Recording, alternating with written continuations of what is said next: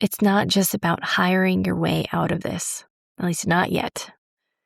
Because the story goes, okay, founder knows she needs more support, so she goes looking for that one special person, maybe the unicorn, who can come in and do all the things across all the levels, right? And come in and fix this. Come in and clean up the mess. Come in and do all the things that I don't want to do. Come in and just like corral us, right? And help get us organized and make sure things don't fall through the cracks and be my right hand and do all the things. It's a worthy and beautiful desire for support. And yet, when there's no clear structure to support that person, even that really brilliant, amazing person who's capable of so much, you're not actually solving the problem. What you're doing is you're adding one more person who's juggling too many things without enough structure. Overwhelm, reaction mode, and just keeping up are the old way. You need real, root-level strategies and practical steps to grow your business or ministry without exhaustion and burnout. Hi there, we're Anna Saucier And Megan Gephardt, best friends and business consultants who help faith-filled women create sustainable growth through simple strategy with a people-first approach. here at Apostolic Fruit, we hope to offer you clarity, support, accompaniment, and healing. One tiny step at a time. Hey friend, welcome back to the Apostolic Fruit Podcast. This is Megan Gephardt, and we're going to share a story today, and maybe you recognize yourself in it. I was in a conversation recently about a founder who had a story that I immediately recognized, and maybe you will recognize it too. She had built something really, really beautiful, and it was a ministry that started small, it grew organically, and then when the world shifted because of COVID, it was suddenly what people were desperately looking for. And this was a very clear calling from the Lord, and she said yes to it and to more, and it became bigger, and it expanded. And then several years later, she came back and was at a place where she was like, I'm lost in this. I feel like in some ways I'm getting swallowed by what I've built. And this ministry needs to be able to stand on its own legs more fully, and I need to reclaim who I am outside of it. She needed the structure to catch up to the mission growth. She also needed to be able to wrestle with what her identity is in relationship with the organization, but then also outside of the organization, right? And she needed, as part of practically in that, she needed her role to reset so that she could do what really makes her come more fully alive and less of what drains her. And I just, my heart, because in hearing her story, it really made me want to gather every single woman like her in a room and say, firmly but lovingly, you're right. And you're not alone in this, and you don't have to figure it out all alone either. Because most growing, successful organizations at this point, right? The leader is maxed out. The team gets really stretched. Things feel really reactive behind the scenes, and it's beautiful outside. And then behind closed doors, it's like, things feel messy. And there's maybe even a little bit of shame because there's like a lack of congruence or a lack of integrity in some ways between the values externally and how you feel inside. And so maybe it's a strong mission, but weak structure, right? And so you're trying to hold something together that's grown beyond its original foundation and beyond that capacity.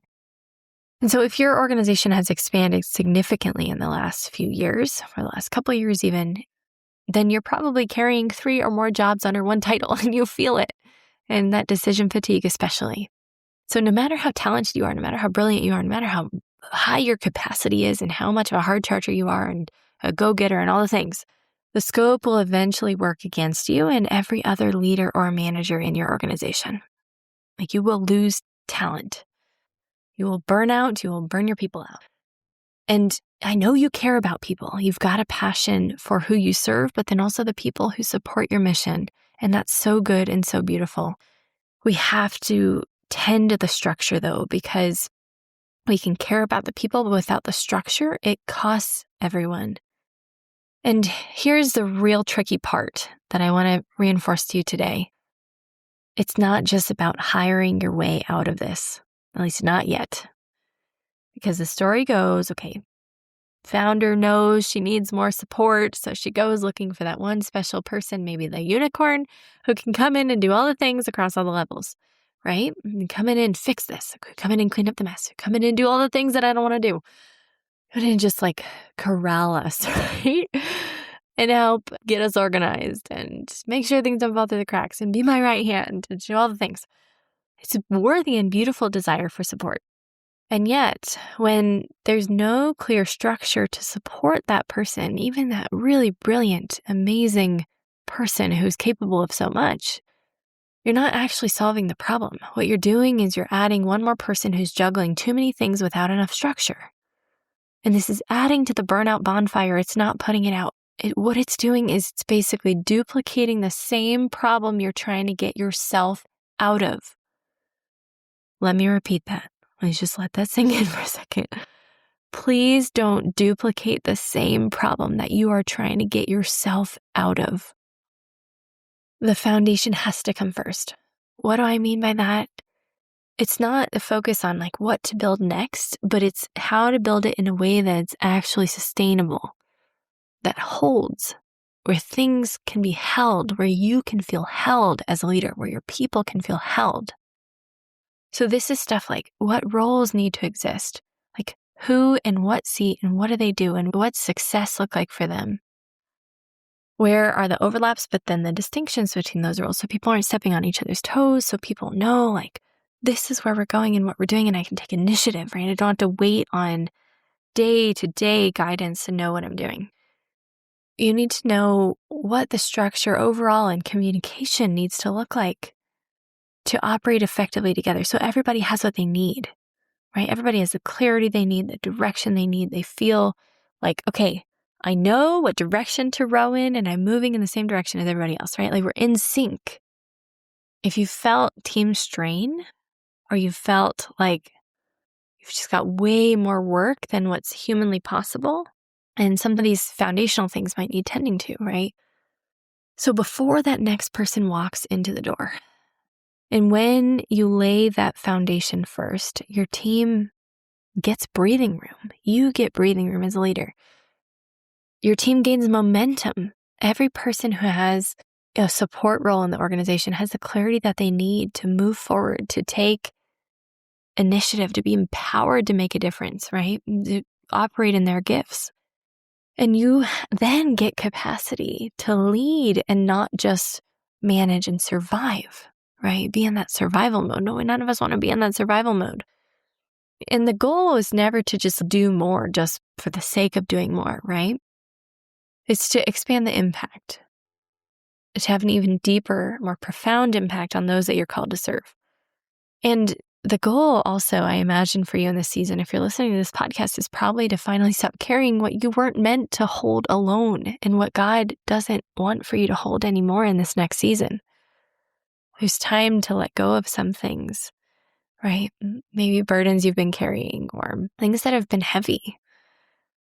So, question for you is if your mission is bigger now than it used to be, have the systems and structures caught up.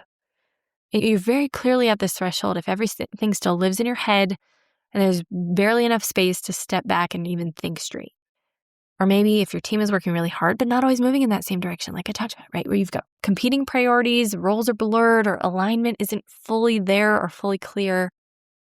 Or maybe you feel like, man, I've patched up enough problems at the surface level. I've been through enough planning cycles that don't actually stick, and I know I don't want another Band-Aid. I don't need that. I need a real reset. I need things to actually get unstuck. Like I need things to get resolved that are currently bottlenecked. So you need that breathing room. And this is exactly what strategic mapping is for. This is what I do with clients. I get in it with you. We open everything up together. We untangle the mess. And then we'll create order where there's chaos. And no shame if there is chaos or if there's messiness. And sometimes it's really, really hard to let somebody into the mess and be like, man, this mess shouldn't even be here in the first place. Like, what does this say about me? All those things, right? But I would just love you even more for it. I promise you. And this is very normal with growth. You're not alone in that, and it's normal. So we're going to wrangle it back in, and then we're going to free you so you can keep flying forward.